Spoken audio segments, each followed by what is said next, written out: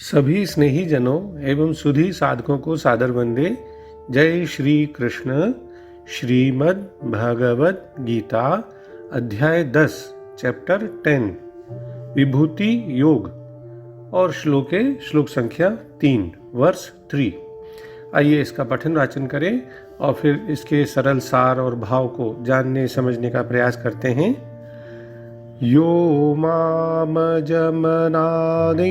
च वेत्ति लोकमहेश्वरम् असम्मूढस्समर्त्येषु सर्वपापैः प्रमुच्यते। इसका हिंदी में सरल शाब्दिक अर्थ इस प्रकार है। भगवान कहते हैं कि जो मुझको अजन्मा अर्थात वास्तव में जन्म रहित, अनादि और लोकों का महान ईश्वर तत्व से जानता है, वह मनुष्यों में ज्ञानवान पुरुष संपूर्ण पापों से मुक्त हो जाता है।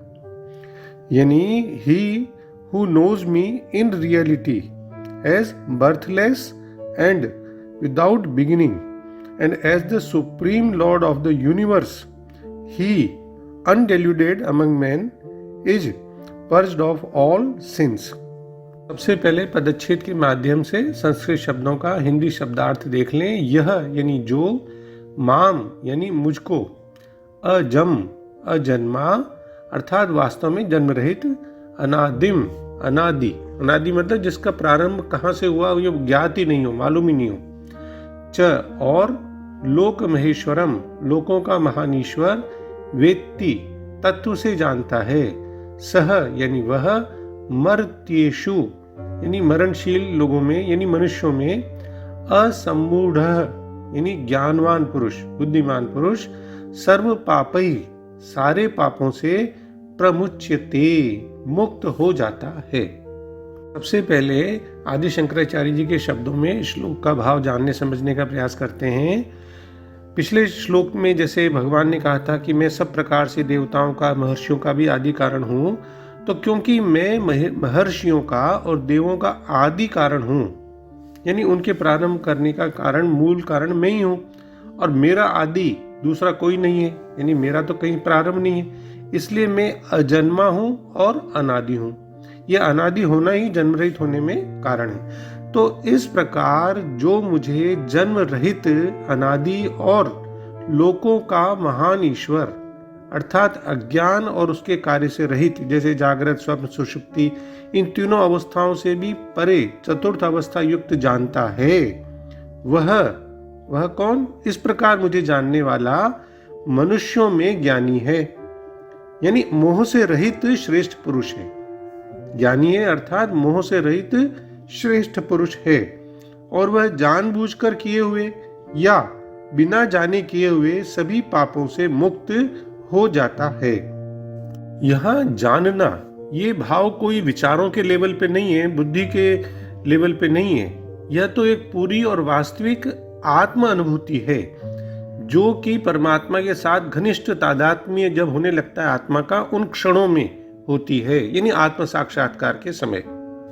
तो इस प्रकार जानना ये है कि परमात्मा अजन्मा है, अनादि है और सर्वलोक महेश्वर है।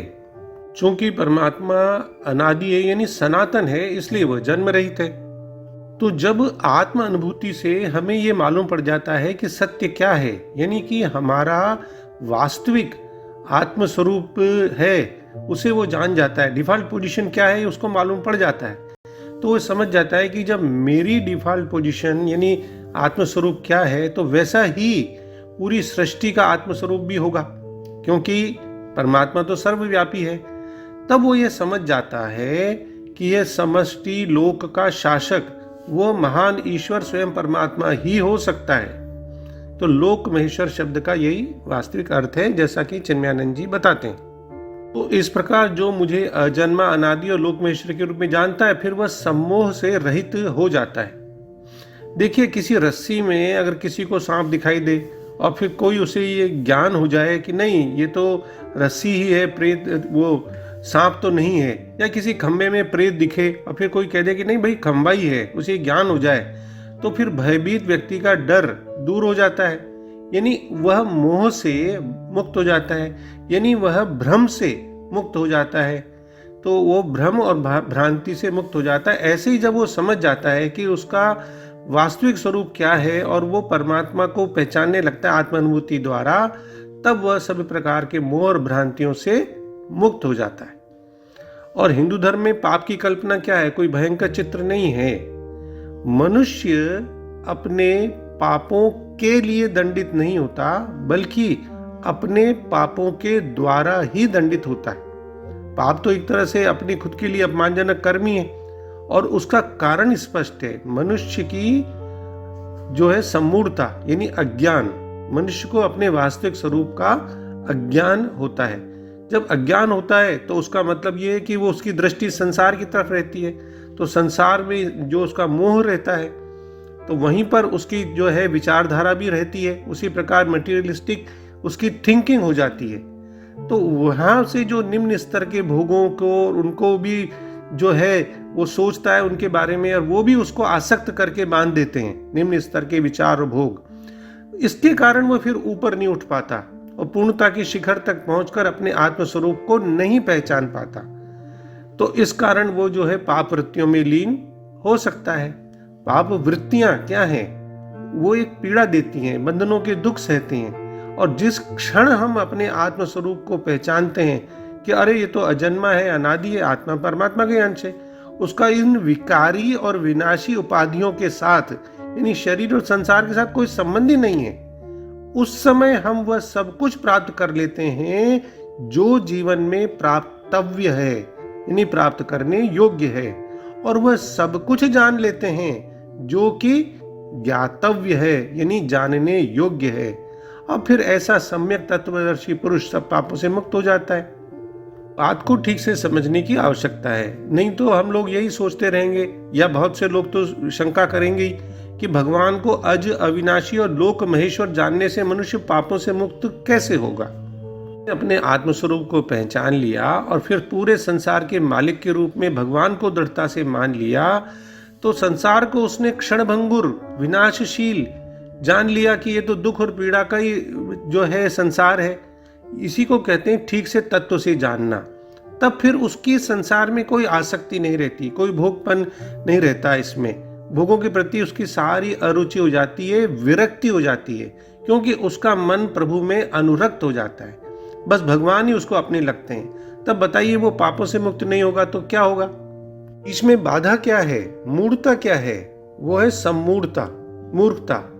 तो असमूढ़ता क्या है? बुद्धिमानी, ज्ञानवान होना कि भाई शरीर या संसार की किसी के साथ भी हमें नहीं रहना है, ये सब विनाशशील है और इसके साथ में कभी कोई रह भी नहीं सकता, नित्य संबंध नहीं हो सकता। लेकिन परमात्मा, उनके साथ आपका नित्य संबंध था, है और रहेगा। वो किसी से भी कभी अलग नहीं हो सकते। यही वास्तविकता है। तो इस वास्तविकता को नहीं जानना तो मूर्खता है, सम्मूढ़ता है, और इसी को यथार्थ से तत्व से जानना ही असम्मूढ़ता है, यानी बुद्धिमानी है, ज्ञान की बात है। अध्याय के 24वें श्लोक में भगवान ने व्यतिरेक रीति से कहा कि जो मेरे को नहीं जानता उसका पतन हो जाता है। अब यहाँ अन्वय रीति से उसी बात को कहते हैं कि जो मेरे को जानता है वह संपूर्ण पापों से मुक्त हो जाता है। यूं भगवान से अभिन्न होकर ही भगवान को जान सकता है।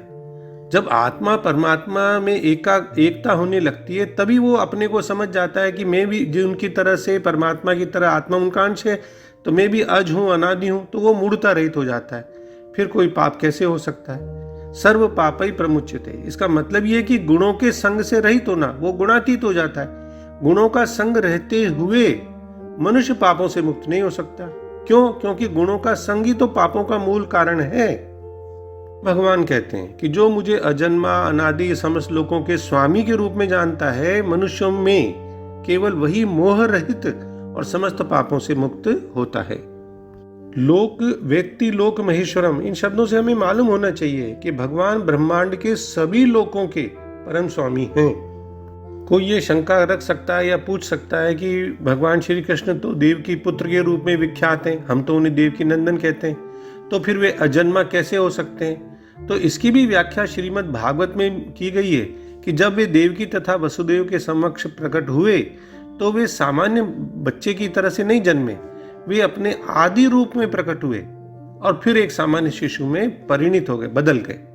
जानना जरूरी है कि भगवान संपूर्ण लोकों के महान ईश्वर हैं, यानी वो त्रिलोकी नाथ हैं। दूसरे श्लोक में भगवान ने कहा कि मेरी उत्पत्ति को अर्थात लीला से प्रकट होने को न देवता लोग जानते हैं, न महर्षि जनी जानते हैं। अब वो कहते हैं कि कुछ लोग उन्हें जान सकते हैं।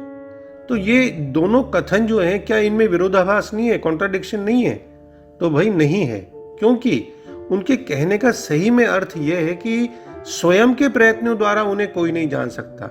हाँ, भगवान जब किसी पर कृपा करते हैं तब कोई कोई सौभाग्यशाली जीवात्मा उन्हें जान सकती है। जैसा कि इस अध्याय के 10वें श्लोक में भी तो उल्लेख किया गया है कि वे भक्त जिनका मन सदैव मेरी भक्ति में तल्लीन रहता है, मैं उन्हें ऐसा दिव्य और अप्रतिम ज्ञान प्रदान करता हूं जिससे वे पुण्य आत्माएं मुझे सुगमता से पा लेती हैं। और यहां तो भगवान श्री कृष्ण कह ही रहे हैं कि जो मुझे लोक महेश्वर के रूप में जानते हैं फिर वो भ्रमित नहीं होते। ऐसी भाग्यशाली पुण्य आत्माएं अपने वर्तमान और पूर्व जन्मों के कर्म फलों के बंधनों से मुक्त हो जाती हैं, भगवान की प्रेममयी भक्ति में लीन हो जाती हैं। श्वेताश्वतरोपनिषद में भी ये बात आई है, जो लोक महेश्वर के रूप में कही गई है कि वो लोकों के परम स्वामी है, कि परमात्मा सभी नियंताओं का नियामक है, वह सभी मानवों और ब्रह्मांड में विदित पदार्थों का परमेश्वर है, वह सभी प्रियों का प्रियतम है और वह संसार का नियामक और प्राकृत शक्ति से परे है। हमें यह भी मालूम हो गया कि संसार के सभी प्राणियों में मनुष्य सर्वोच्च है, सबसे सर्वोच्च प्राणी है, और उन सभी मनुष्यों में भी वह सबसे महान है जो भगवान को अजन्मा और अनादि के रूप में जानता है। परमात्मा का ज्ञान ही मोह से मुक्त करता है। वास्तव में तो यह मोह से मुक्त होना, अनासक्ति हो जाना, यही तो सर्वोच्च पुरस्कार है जो मनुष्य भगवान के प्रति अपनी भक्ति से प्राप्त कर सकता है। उसे मालूम हो जाता है कि ये जो सांसारिक लाभ हैं ये सब क्षणभंगुर हैं, विनाशी हैं, मायावी हैं, वे दुख और मृत्यु की ओर ही ले जाते हैं। इसलिए वो समझ जाता है कि भगवान को ही थामे रहो, उनकी कृपा से मोह से ऊपर उठो। और जब ये मोह दूर हो जाता है ना, भगवान की तरफ जब वो अनुरक्त हो जाता है, उनकी कृपा उसको मिलने लगती है, तो मनुष्य तुरंत सभी पापों से मुक्त हो जाता है। और जब मनुष्य निष्पाप ही हो जाता है तो वो परमात्मा के साथ एक हो जाता है। हालांकि मनुष्य संसार के सभी पापों से बोझिल है, फिर भी जैसे एक चिंगारी पूरे जंगल को जला सकती है, इसी तरह भगवान की कृपा सभी पापों को नष्ट कर देती है। और फिर जैसे जैसे मनुष्य निरंतर भगवान की अगाध शक्ति का चिंतन करता जाता है तो उसकी आराधना बढ़ती जाती है, उसकी उपासना और अधिक सच्ची होती जाती है, गहरी और व्यापक होती जाती है। जब हम वस्तुओं को इस रूप में देखना सीख लेते हैं ना कि वे एक ही लोकातीत महान ईश्वर ब्रह्म से उत्पन्न हुई हैं, तब हम सारी खोजबीन बंद कर देते हैं और भ्रम से मुक्त हो जाते हैं। तो अंत में हम डॉक्टर राधा कृष्णन जी के सरल शब्दों में श्लोक का भाव पुनः देख लें। जो कोई मुझ अजन्मा अनादि और सब लोकों के शक्तिशाली स्वामी को जानता है तो मरणशील मनुष्यों में वही भ्रम रहित है और वह सब पापों से मुक्त हो जाता है। जय श्री कृष्ण। ओम श्री कृष्णार्पणमस्तु। डॉक्टर BK शर्मा के प्रणाम और किसी भी भूल अथवा त्रुटि के लिए क्षमा। सर्वे भवन्तु सुखिनः, सर्वे सन्तु निरामयाः।